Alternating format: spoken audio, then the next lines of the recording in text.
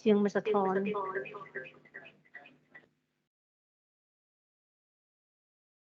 โหลสะท้อน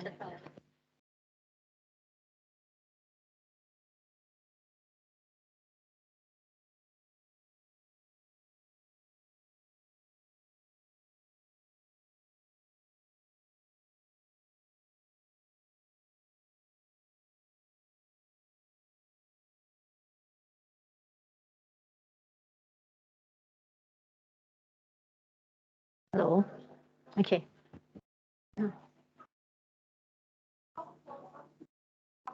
Was it too difficult for the Holcomb? ยากเกินไปไหมไม่นะ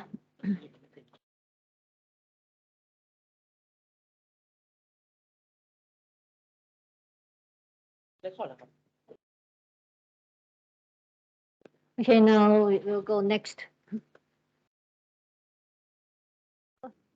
Wrong one. Restrictive cardiomyopathy.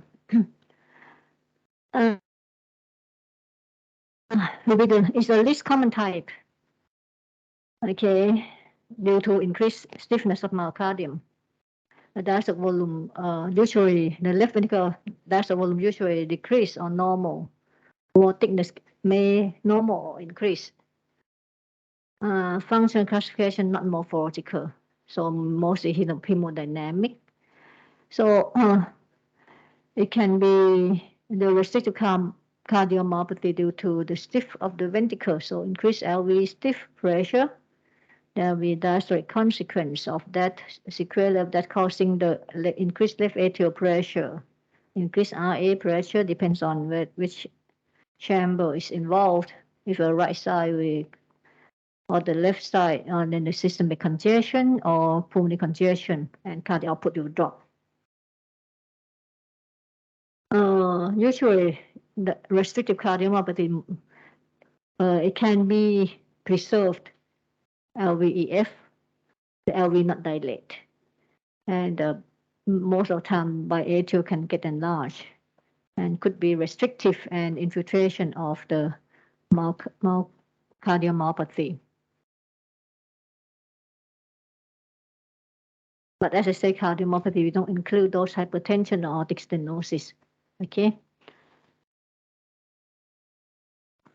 The most common type that we should know is amyloidosis.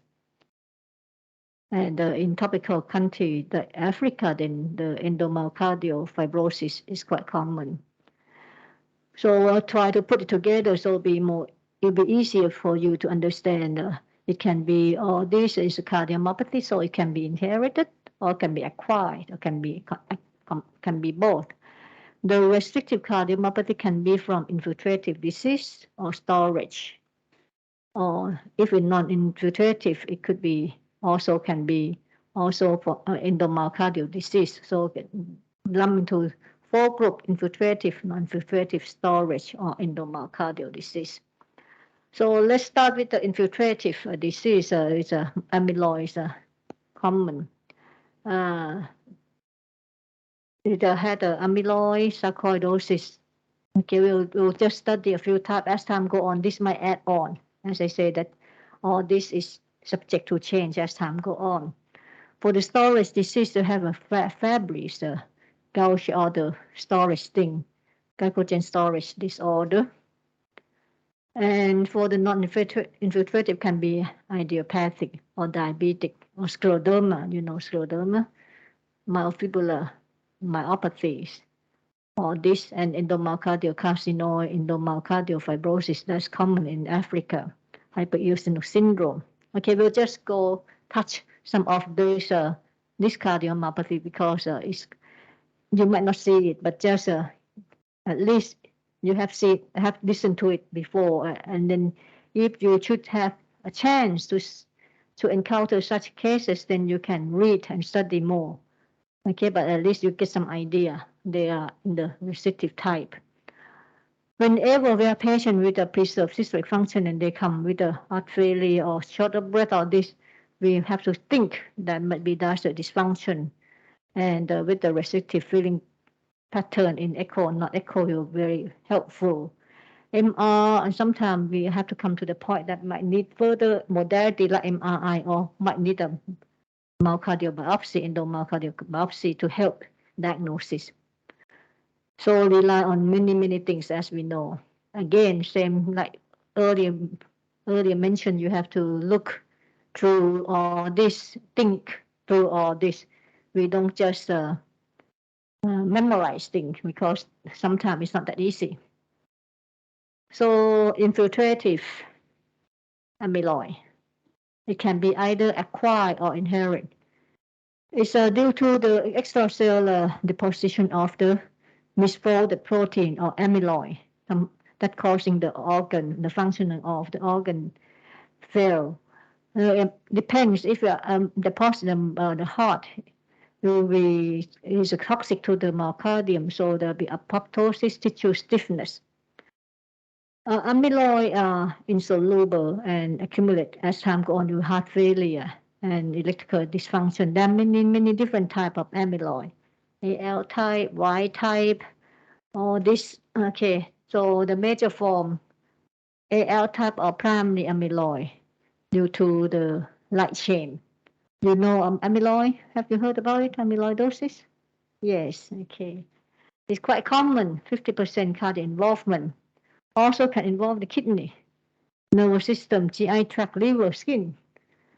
And it can have a plasma cell dysplasia, multiple myeloma, that's you might heard. Then the diagnosis from the urine or serum, the light chain, and then treatment will be chemotherapy. As I said, there's many different types of amyloid family, C9, familial, and secondary from the non-immunoglobulin serum amyloid. So many. Familial is also not uncommon. So AL type of light chain, as I say, that multiple organ involvement. And next is the transthyretin. It's a Y type, or could be that those can come with carpal tunnel syndrome that make you suspect a patient have all this, or the secondary amyloid. Okay, what can be seen in echocardiogram? You see LVH. Again, you see LVH, but LV not dilate. You can see sparkling because infiltrative, there are some infiltration amyloids infiltrate the myocardium, so there can be sparkling in the myocardium. There will be also dysfunction because there's stiffness. LVF is good till late stage. There's thickening of the valve into atrial septum pericardium and by atrial enlargement. So the contraction is still pretty good, huh? So amyloid is also a type of mimic LVH. It can be involve both the right and left heart, granule sparkling by atrial enlargement, thickened heart valve, interatrial septum, and pericardial effusion. Okay, that's a classic early type of the diastolic dysfunction. As time go on, we'll have we also get a systolic dysfunction. So the patient can come with a pericardial effusion, but poor effusion. So echo is a different from hypocam or hypertrophic heart disease. The usually septum is atrial septum is thickened. RV free wall can be thickened too, and even though if you don't see those, it's still not ruled out. You have to think about that. Some patients come with a kidney failure, dialysis, and then later on you found that they have amyloidosis. Doppler will help to evaluate the diastolic function. Doppler will have, if the restrictive type, the Sarcoidosis type, you have the early diastolic filling high increase, and then atrial filling reversal, and then there's a decrease IVRT. Here, IVRT. Interventricular relaxing time, less than 70, and the reversal diastolic flow in the hepatic flow, okay? Hepatic flow to S-wave, D-wave, and A reversal. So some people try to find a way to memorize that. Say, okay, we look at the hepatic vein for restrictive cardiomyopathy. The rise is a restrictive inspiration. The diastolic A reversal will be bigger in the hepatic vein, while the constrictive CE, constrictive expiration, will be decreased. Some people memorize for the exam. So look at the hepatic vein mostly, so to differentiate between the restrictive inspiration increase, constrictive expiration increase. So rise, that's a way to memorize them. Okay, let's take a look on the case of amyloid. You can see over here, you can see what you see. Pumping is okay. LV wall thicken, increase. Aortic valve open, but this is not good opening, but it should be okay. Left atrial size increase. That's what? What's this? Yeah, pericardial effusion. And we look thicken. Let's see further. There's tiny bit mitral regurg. LV pumping is good. No obstruction. No, this is not Holcomb. No flow turbulence over here. Okay, now you see aortic valve very well, a little bit thickened, open well, no restriction, no aortic stenosis. Wall sparkling, and then pericardial effusion. Short axis aortic valve looks okay. Tiny bit of TR. Okay. Pulmonary artery borderline, about the size of the aorta. LV increased thickness. Pumping is okay. Systolic function okay.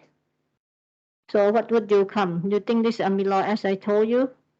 I might trick you. That's my mitral regurgitation. Okay. They did the TAPSE to evaluate the RV function, slightly decrease. Usual TAPSE should be more than 1.7. Okay, pumping good. So how can you? So now they get a tissue Doppler E-prime, E to E-prime high. So there's an increased LV filling pressure, both medial and lateral. Again, we look at this. Okay. There's no abnormal wall motion. Or the wall moves fine. My degree mitral regurgitation. 3-chamber view. LVOT. Looks okay. Subcostal view. Look at the interarterial septum. Thicken? Yes? Yes. We also look thicken. LV thicken. Biatrial enlargement. Okay. Still have pericardial effusion. IVC. We're talking about IVC.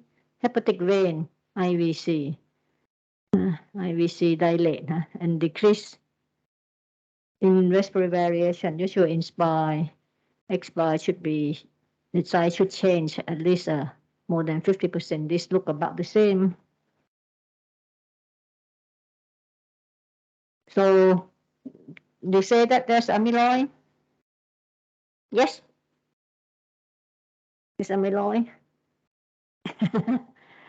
ฟันธงไหมไม่ฟันธง how come? You have a biatrial enlargement. You have a restrictive pattern. Increased LV filling pressure. Pericardial effusion. Increased thickness of all the valve. Increased interarterial septum thickness.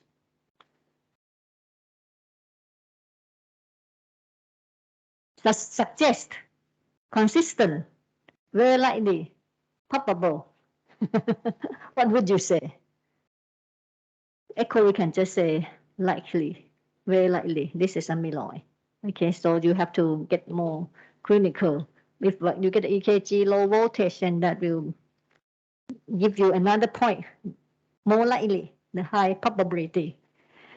So now we have the new technology called strain imaging. You know what strain imaging? Yes? Okay. So to check the deformation of the myocardium, okay? So with amyloid, it has the classic findings of cherry on top or apical sparing. The red color is a more a negative, mean that more contractility, okay? So less around that, the apex is preserved, okay? That's a classic typical finding color coded for amyloid. Okay, with normal, even normal EF. So this is another example, you see over here, different stage of amyloidosis. You think this one amyloid?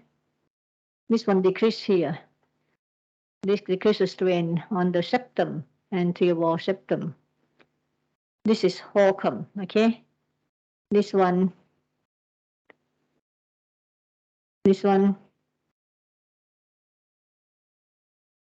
aortic stenosis, or the muscle thicken. So these are cardiac amyloid. This is Holcomb septal. So these the strain bullseye will help give some idea.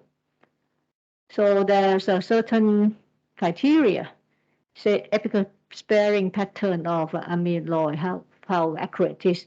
They'll come with the formula, say, okay, you add all the average apical strain, long-term strain, divided by average of the basal and mid long-term strain, if more than one. So it's a more likely that this is a positive for amyloid, or there's an apical sparing pattern. Okay, so even atrial contractility. So many more how to get to study about the patient with amyloid. For instance, you go with MR, you get the NT-proBNP or the lab test to see whether there's any problem, immunofixation, light chain. If a patient had the plasma cell dysplasia or not, technetium scan, technetium pyrophosphate scan, bone marrow biopsy. So you can group into what type of the amyloid, whether it's a ATTR type or AL type. Okay, prognosis, AL type, the light chain type, poor prognosis. If without treatment, median survival 6 months compared to the ATTR type, which is 2 years, more than 2 years. Okay, so amyloid is sometimes you can come with cardiomyopathy, then you have to look or check what type it's going on. Now, amyloid is a classic for this infiltrative cardiomyopathy, restrictive. What else can be? Sarcoidosis. You know about sarcoidosis? Mostly sarcoidosis involves is a non-caseous granuloma. Mostly it involves the lung, or sometimes it involves the heart. Mostly to involve with the mid or basal level and cause dilatation at that original wall motion at the mid or basal level, and sometimes can cause aneurysm. Well, only 16%. As I said, you might not see that in your life. Okay, non-specified patient might come with arrhythmia, heart block, and EKG could look like STEMI. So depends on the sarcoidosis, depends on the granuloma where's involved. If a large area of septal involvement, patient come with heart block, you see. If it involve area, certain area can come with VTAC, arrhythmia, or small area, you can cause scar in that area. Or extensive area come with heart failure. So many extent depends on what that non-caseous granuloma going to stay. This is a case we have. It takes a while to get to a diagnosis. Patient come with a heart failure, and then the TE show that the four chamber will the EF slightly decreased, but there's dilatation of the left atrium. The right side looks okay. Now with the two-chamber view, then you see there's an aneurysm in the basal segment. So finally, patient got the biopsy. There's a non-caseous granuloma. Okay, over here you can see that. Multi-nucleated giant cell, you see? You learned that before? Maybe not, huh? Alien, okay, in patho, okay. So now you see, mostly patient, majority of they come with a systemic disease, either lung nodule or whatever. So if a case, case come with unexplained arrhythmia, then you know it might be involvement there. You have to think about that and keep going on till you get the diagnosis, whether the biopsy, whatever. If biopsy proved to be extracardiac sarcoid, then you look for the heart, whether the heart get involved or not, by do EKG, Holter, and then echo, and then see whether if the patient have bundle branch block, sustained VT, VAC, reservoir motion, then you look at all these criteria. And if they have more, then high probability have cardiac sarcoidosis. Not easy, but it takes time to find to that conclusion. Then you get the patient, you get the right treatment. Okay. So it's recommended patient biopsy prove that extracardiac should ask about any syncope, any problem, and then should get the workup for the cardiac. Okay, advanced cardiac imaging, which include the MRI, PET scan, will help.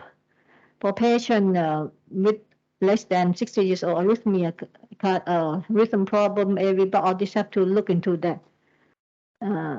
So if patient doesn't have any abnormality, you don't need to really go through for advanced PET scan or CMR. If they don't have EKG abnormality or no other symptom, you mainly just EKG, Holter, echo. Okay. So another one is the hyperoxaluria. I never see one. Maybe have you seen one? So at least we need to know. Okay. Here is a infiltrative disease, also many of those. So it can mimic hypertrophic cardiomyopathy, as we mentioned earlier. So many syndrome, Leopard syndrome, PRKAG, look of Fabry Addison. With this or this, you have a certain kind findings, such as PRKAG, PRICAG, have a Blue Parkinson white syndrome, like they have a delta wave, okay, pre-excitation, while the Fabry Anderson have a short PR interval, but all of them come with thick heart. So you have to differentiate, there's so many in there. So we have to have an idea.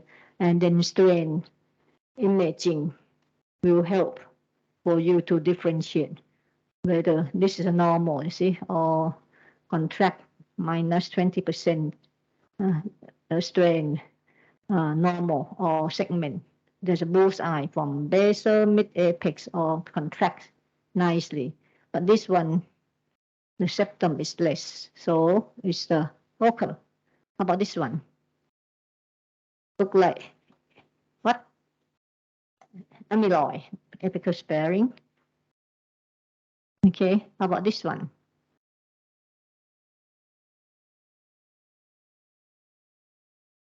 Fabry. How about this one? Non-compaction. Or Takotsubo. Could be both. Okay. So next, storage disease, the long bunch of things. I think you'll fall to sleep. With this storage disease, how much time we have? Half an hour.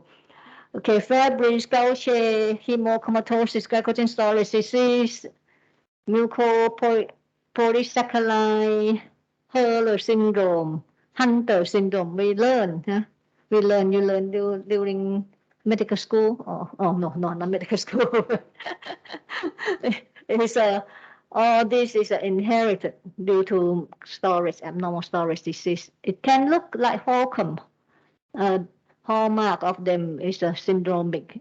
You have to look to the other extracardiac manifestation. Imaging will help, okay? But when they're involved, mostly if the storage disease, biomedical involvement and hypertrophy atrium will happen. age of onset is another important issue that we have to look. Okay, for the Fabry, so see the classic onset at 4 to 8 years old, but sometimes they can come late, 60 years old with a renal involvement. So all this we just have to be detective, think about, open your eyes open for other possibility of the cause. Fabry disease, you see, all thickened, and then there's a increased density in the endocardium, and Fabry, you see, and it's the reason that we need to know, because this is treatable, is an enzyme replacement. And they can come almost exactly look like Holcomb, behave like Holcomb, but they're different. So that to come to a point you might need genetics, and then need enzyme tests to rule out. This is due to beta galactosidase deficiency. So you give the enzyme, you reverse the symptom and restore the organ to function normally. 15 types of glycogen storage disease, as we mentioned earlier. They can come with hepatomegaly, hypoglycemia, fatigue, muscle weakness, all this. And we need to know, okay, at least the name. Danon, another lysosomal glycogen storage disease. Danon's disease. KAG2, the one I mentioned about pre-excitation syndrome, and they can come with hypertrophy. This is you see, look at how it look like muscle thicken. If you never think, you just get echoes of hypertrophic cardiomyopathy, you might miss something that might be correctable. Okay, now the syndromic hypertrophic cardiomyopathy, the Friedreich ataxia, Noonan, Leopard. You can look into that later, okay, because as I say, that this is something for you to at least get through, and then heard the name, and then if you want to read more, then you can go into details that what are their presentation. Okay, all can come with Holcomb Friedreich ataxia, rare, but happen autosomal recessive. Myocardial involvement very frequent. End stage can be compensated dysfunction. So it can come initial just Holcomb. Hemochromatosis as another one that can also look like hypertrophic cardiomyopathy. They can come with bronze skin because of hepatomegaly, arthralgia, or this. So we need to try to confirm. Sometimes we need to come to a point, get the other modality, just like MR and biopsy. Primary oxalosis, okay, restrictive too. Metabolism, hyperoxaluria. They have a hyperpigment, we thicken, and then hyperechogenic of the myocardium. See, thicken here. And amyloid thick heart, this thick heart too, but this is have the unique findings of the increased echo of the papillary muscle and the myocardium. And you can get a fine diagnosis from biopsy. Okay, and the next one is the endomyocardial. This one, the carcinoid is one of those. Okay, and carcinoid is due to increased serotonin metabolism or deposit in the valve. So there'll be this pulmonic valve, thickened pulmonic valve, causing PS, pulmonic stenosis, pulmonic regurgitation, and restriction of the valve motion. This is a classic finding of the tricuspid valve, causing severe TR, patient come with right heart failure. So it can go to the left side if the patient PFO can go to the left side, affect the valve. So carcinoid most involve the heart. Majority of time in the right side, okay. But if there's PFO, anything can it can go over, can causing a valve on the left side. Next one that we need to know is the endomyocardial disease, Loeffler. Have you heard about Loeffler? Loeffler endocarditis, eosinophilic cardiomyopathy. Not common, mostly as I mentioned earlier, is in Africa country. So mostly Africa, okay. So involve the young eosinophil can be high genetics, come with heart failure. And the classic findings is the thicken of the collagen loosely attached to the connective tissue to attach to the endocardium, causing the many stage. Can be fibrotic stage, thrombus stage. Patient can come with stroke, and then have a thrombi. Hallmark of it is a fibrotic obliteration of the apex of the ventricle. If involved right or left, this one we found from time to time. Thailand, we do find it. Okay, diagnosis by echo and clinical. You see, you can have a biatrial enlargement, and then there's a blunting of the apex, and then there's fibrotic there, can form clot there. We found that this is not uncommon in Thailand. We have to know about it. So echo feature biatrial enlargement, diastolic stuttering, blunt apex, thrombus apex, good LV function, RV thrombus, endocardial thickening, restriction of the mitral valve, tricuspid valve, and regurgitation.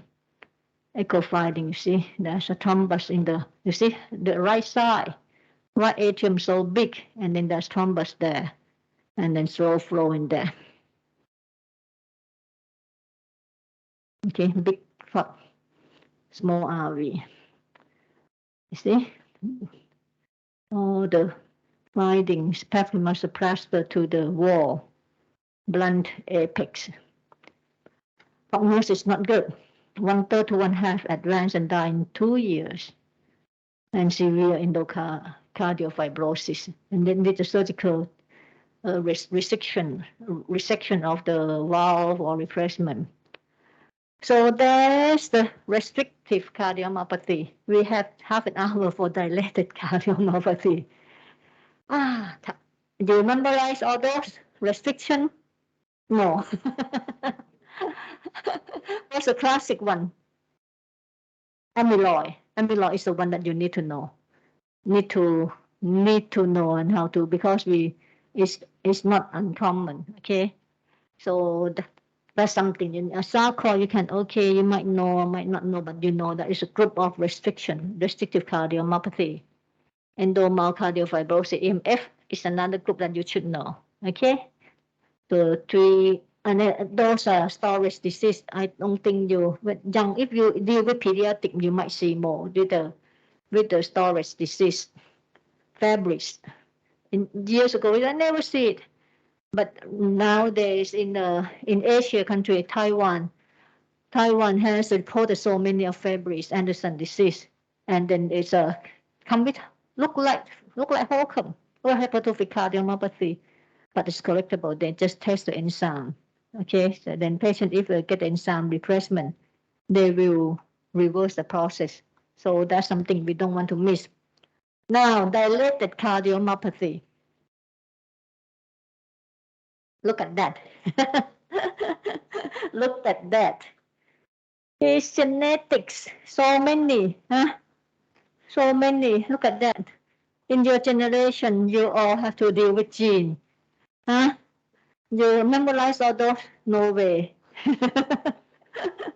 So you have to learn how to take a course in genetics, maybe. There's a lot of those. There's a lot. Nowadays, almost everything linked to genetics. Look at that classification by phenome and genome, dilated cardiomyopathy. Even restrictive, go with genome, hypertrophic, we talked about that already. Arrhythmogenic right dysplasia, LV, non-compaction, infiltrative disease, all and on and on.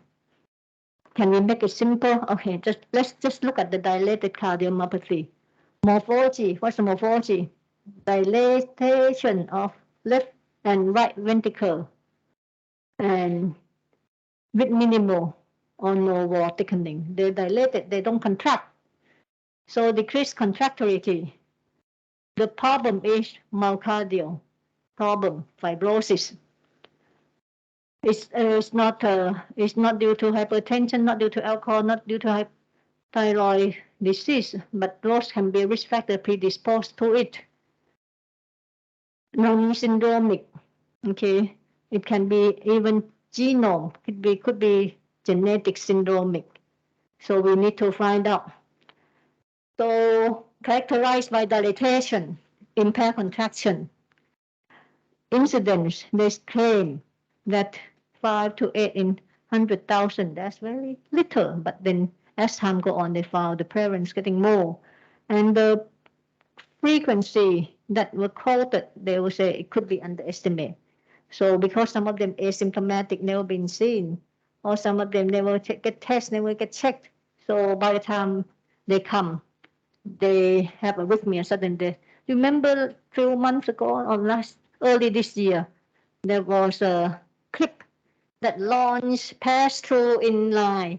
A young lady, remember about 20, a very famous person, were cooking class. You saw that online.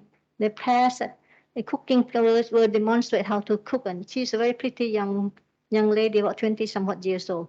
Was teaching โอเคทำอาหารนะใส่เองตรงนี้นะอย่างเงี้ย She was talking, and then there were video or clip her, and then she talked aside, and then suddenly she dropped on the floor and shake a little bit, and people thought she just faint. In fact, she go to refit and she died. All this is on the clip and been just like a sent out in the. You didn't get it?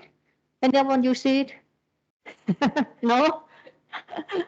She's a it's a viral in the line. And then later on the newspaper they were saying that there was some people send it say that they should not send this, should stop, break this clip because it kept going on. It's not fair for her or whatever. You know what she died of? Dilated after the postmortem, dilated cardiomyopathy. It never been. She looked so. She was working. She still, on the program or teaching how to cook or something like that. And then he talked and then and drop on the floor.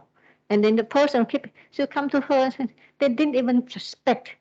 By the time they know it passed by 5 minutes or whatever, call for ambulance or this, didn't make it. Most likely she had defib and after autopsy is a dilated cardiomyopathy.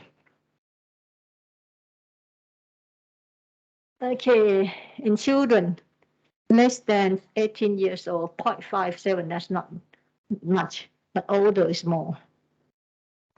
Can be idiopathic myocarditis, infiltrative polypartum connective tissue, the cause, okay? So it's simple to diagnosis by echo. But you have to get to that first. Most people are asymptomatic and for months to years before they have problem. And those symptomatic, they come with arrhythmia, heart failure, or stroke, and they can die, okay? So potential to assess, we have to get early assessment, early findings, and then we can get the treatment. Either there's treatment, you can reverse by medication are quite good, or by medication, by cardiac resynchronization, or whatever. And then if worse to the worst, they have a plan for heart transplant. So many causes of the dilated cardiomyopathy. These are all details, okay? You can read through that what we just mentioned. So you have to differentiate from ischemic cardiomyopathy, hypertensive heart failure, hypertensive as time go on. The heart get worse, they can come by heart failure. Advanced outcome sometimes can. When you at initial, your systolic function is still good, but as time go on, you come to end stage of systolic dysfunction. All this X-ray, you can see heart size is big. Echo, you can see the LV dilated, okay, more spherical, and poor wall thickening, left atrial enlargement, RV enlargement. You can look at this patient. You see the first picture of, you see the slow flow, the blood. There's spontaneous echo contrast LV. LV is not contract EF. LVF, how much would you say? Maybe 10%, 15%.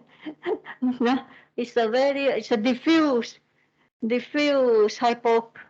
markedly hypokinesia.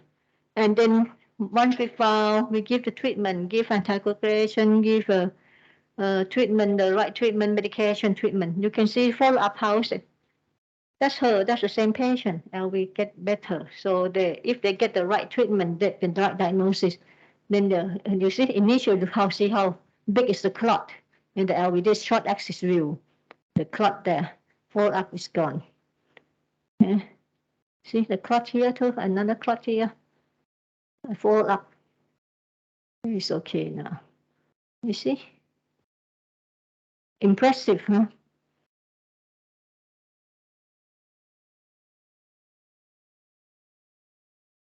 So predictor of poor outcome, older age, poor functional capacity, cardiac cachexia. When you have a long-term heart failure, you can eat cardiac cachexia. And poor perfusion too, and then they come back, the EKG might be left on the branch block. The marker elevation of the BNP or pro-BNP, yeah, sodium might be low, all those. And the echo is a hallmark to help. Okay, so it's a frontline investigation. Look at volume, look at EF, look at the area, any wall motion abnormalities, and 1/3 could recover from medical treatment and favorable prognosis. So routine genetic now only for those who have a family disease, more than 2 affected family member have problem. Look at the gene, sarcomere, or long list of genetics that we need to know. Familial dilated cardiomyopathy, more than 1 first-degree family member can manifest as sudden cardiac death. Or most often transmit a single gene mutation, autosomal dominant. So before you get married, make sure you get good history from your girlfriend and boyfriend first, okay? Check to up and down 3 generations, okay? So make sure you get a good match. Most are transmitted to see autosomal dominant with the offspring of mutation, 50% chance of inheriting the mutation. So it's age-dependent penetrance become evidence at the 4th or 7 decades. Okay, can be mutation too. All right. So next, that's a dilated cardiomyopathy. Then another one I want to show to you is a non-compaction. Non-compaction prevalence of 0.125, 6-link genetic still not known, and mutation in this gene. Echo diagnostic endocardial hypertrabeculation, blood flow in the clips, LV apical localization, exclusion under congenital. Let's look at this. LV non-compaction, this is the pathology. You see, during the development. You see, RV enlarged LV, look at that. This is a 28 years old man, very handsome patient, but come with heart failure. And look at his echo, both right and left. Look at it. Myocardium is not compact. Usually you should see, you don't see all this trabeculation or this, you see? And then there's a color flow get into this trabeculation.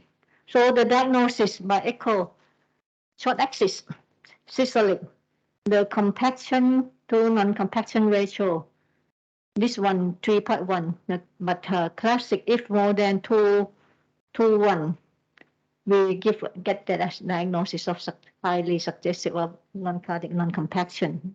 When you see it again, you won't miss it, huh? Once you see it, you remember it.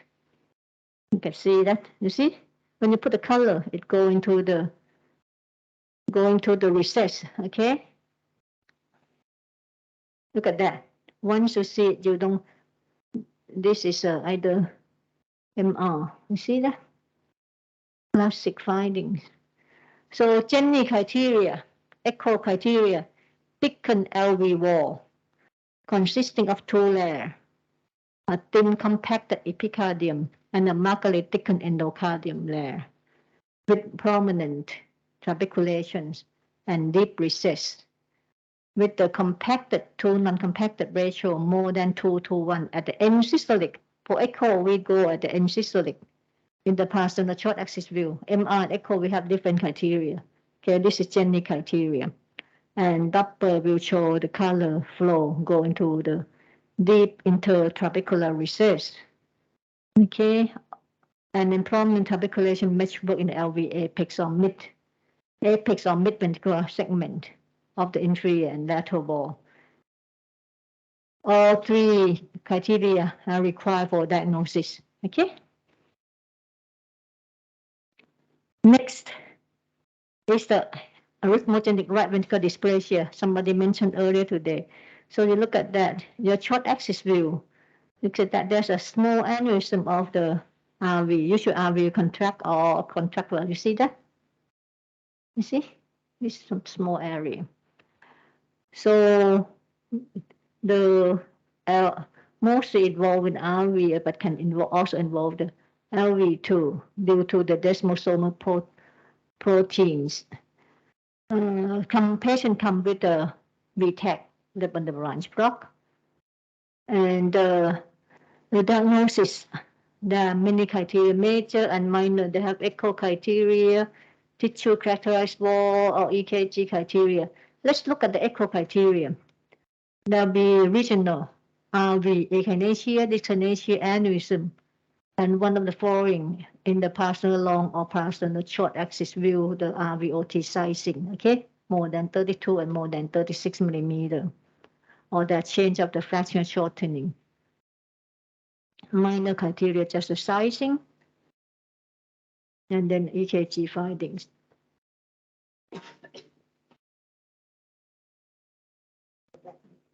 This patient can see what.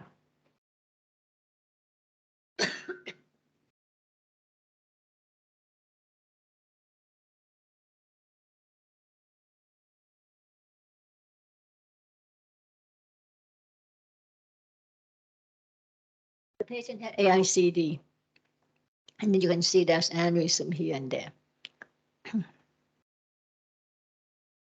He had come with a syncope, sudden death, and was resuscitated, and then found out he had this arrhythmogenic right ventricular dysplasia. I think there's a small aneurysm there.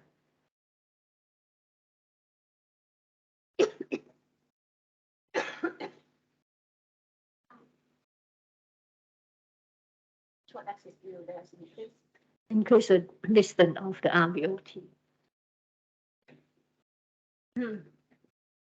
He's a 25 years old, sudden death. Okay. And this specimen showed transmural fatty replacement. And the histology confirmed replacement myocardium by fat, okay, confined to the RV.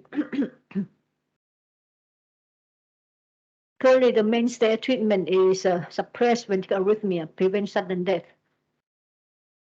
And exercise, intense exercise might cause more problem, increase risk of sustained VTAC. Beta blocker might work, but AICD defibrillator is recommended with patient aborted from sudden death. Okay, so it's because of the history of vigorous sustained exercise, it's a pathognomonic of the sudden death in this desmosome mutation. So there's high prevalence of VTAC in this group. So it recommends that they should not compete in most competitive sports. So they should have, the high risk group should have AICD put on. Now, this one, Takotsubo. Another name, broken heart syndrome. You know how the name come from? They were saying that Japanese lady, husband died, elderly, and then broken heart, crying and was very sad. So get this syndrome. There's an apical, you see the apex not moving.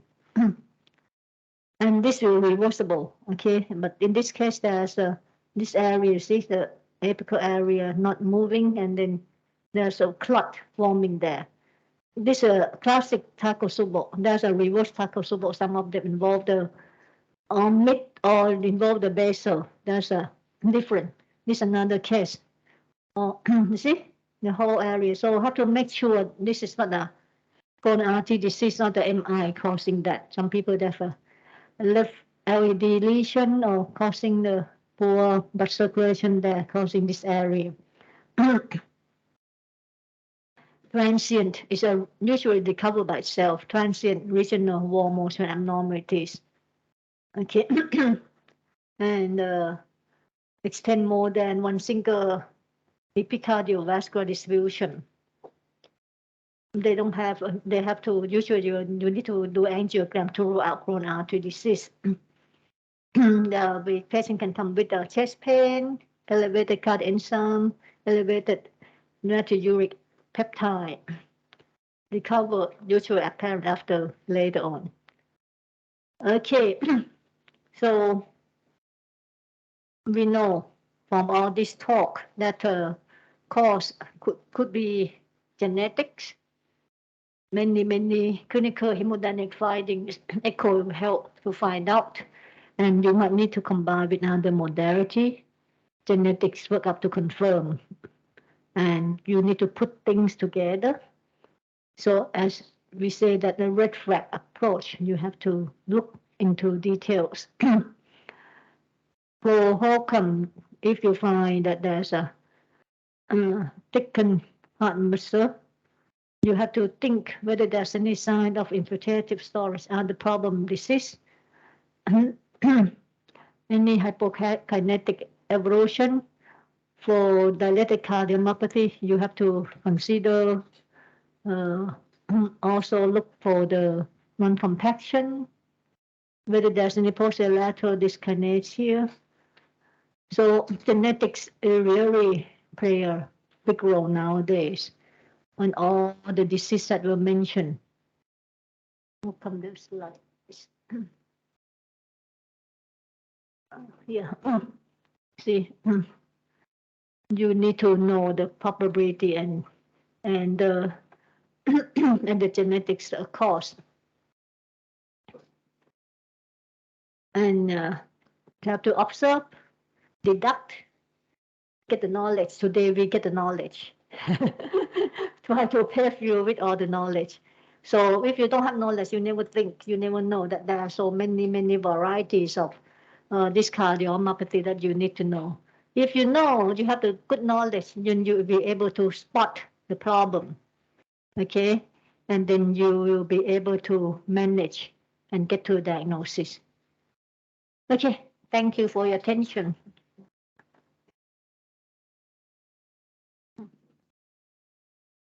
Oh, I make it, we make it. I thought that we don't, I passed many slides quite fast, but you can look into that later because even though I go into details, it's quite difficult. So at least you get the general idea of all this disease, okay? All right, so you get a good lunch and be back at 1. Okay.